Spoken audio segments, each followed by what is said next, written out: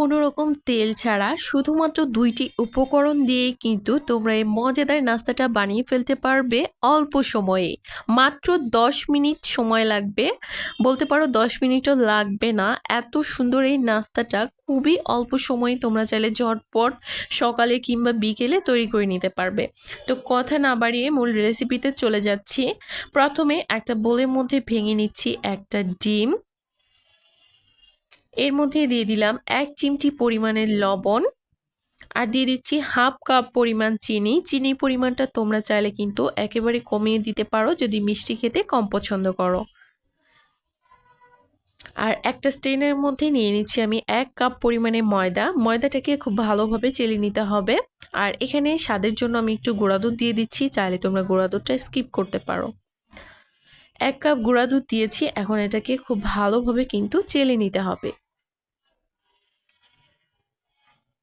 খুব ভালোভাবে চেলে নেওয়া হয়ে গেলে ডিমের সঙ্গে খুব ভালোভাবে মিশিয়ে নিতে হবে ময়দাটাকে। আর হ্যাঁ, এখানে যদি সামান্য জল লাগে তাহলে অবশ্যই ডিম আর চিনি মেশানোর সময় এখানে ২ টেবিল চামচের মতো জল এড করে দিবে। আর দেখো কত সুন্দর একটা ব্যাটার কিন্তু তৈরি হয়ে গেছে। তো এখানে কিন্তু আর কোনো কিছুই লাগছে না। তবে তোমরা যদি চাও প্যানকেকের মতো কিন্তু তৈরি করে নিতে পারো। তবে আমি কিন্তু আজকে খুবই মজাদার একটা নাস্তা বানাচ্ছি। আর কোনো ইনগ্রিডিয়েন্ট আমি এখানে অ্যাড করব না। এই ব্যাটারটা দিয়েই খুবই মজাদার নাস্তা আজকে তোমাদেরকে বানিয়ে দেখাবো।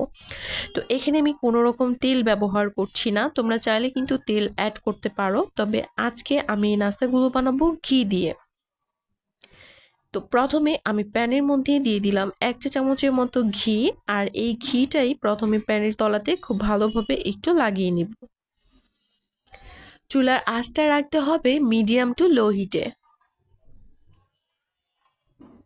এখানে তোমরা ঘি, বাটার অথবা তেল এই ৩টার যেকোনো একটা ব্যবহার করতে পারবে। আজকে আমি ঘি দিয়ে বানাচ্ছি। ঘি অথবা বাটার দিয়ে করলে কিন্তু টেস্টটা অনেক ভালো আসে। আর এটা কিন্তু স্বাস্থ্যকরও। দেখো এখানে আমি গোল একটা চামচের সাহায্যে ১ চামচ পরিমাণে ব্যাটার দিয়ে দিলাম। ব্যাটার দিয়ে ঢাকনা দিয়ে ঢেকে অপেক্ষা করেছি কিছুক্ষণ। তারপর ঢাকনাটা তুলে নিয়েছি আর এখন এটাকে একটু উল্টিয়ে দিতে হবে। উল্টানোর সময় একটু সাবধানের সাথে উল্টাবে।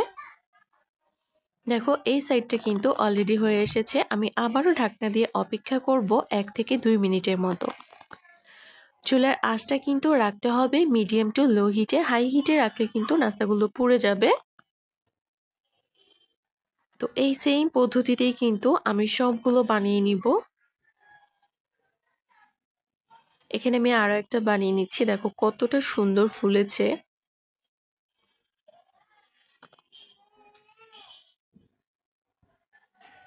সবগুলোই সেম ভাবে বানিয়ে নিচ্ছি।